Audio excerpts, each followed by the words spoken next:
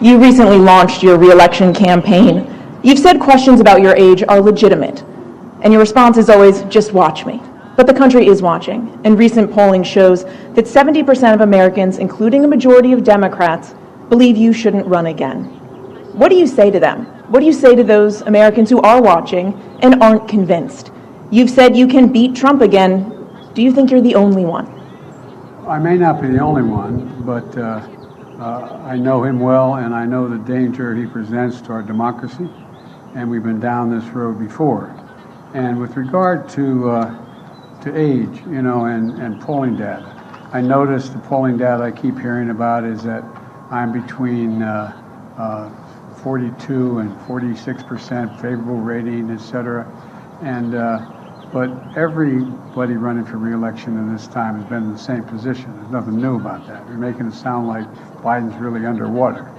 Number one. Number two, when the same polling data asks whether they think what kind of job I've done, it gets overwhelmingly positive results. From 58% thinking everything from the CHIPS Act and all the things we've done. We've created, like I said, we've created 12 million new jobs. We've created 800,000 manufacturing jobs. We have economic growth moving. We're in a situation where the climate, we've invested more money and more help in dealing with the climate crisis than any nation in the world. And so things are moving. And the reason I'm running again is there's a job to finish. The other thing is that, look, think about what I inherited when I got elected. I inherited a nation in overwhelming debt at the time, number one, in the hole for the 4 years that he was president.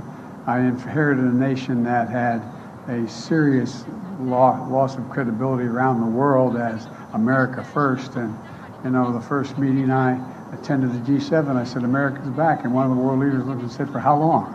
For how long? There's a great concern about the United States being able to lead the free world.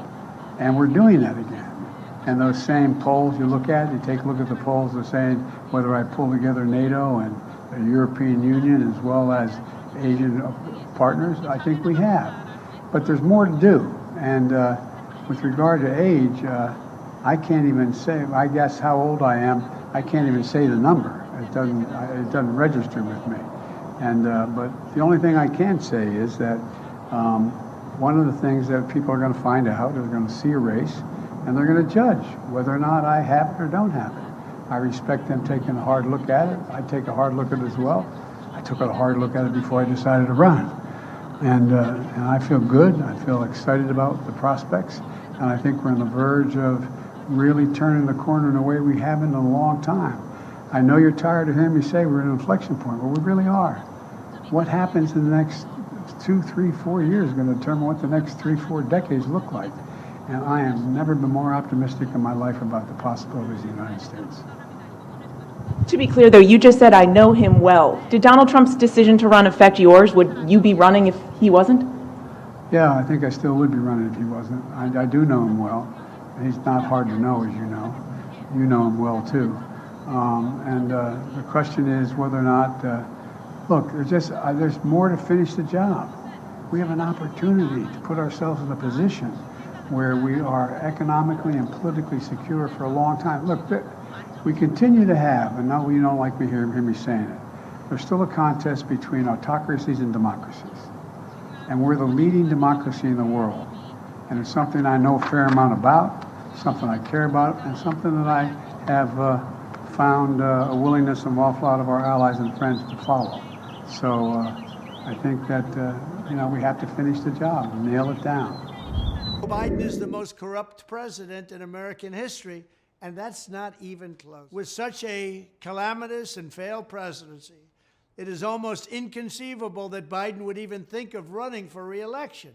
You know what happened in the last election, but I promise you this, when I stand on that debate stage and compare our records, it will be radical Democrats' worst nightmare. With your support in the election, we will defeat Joe Biden in 2024.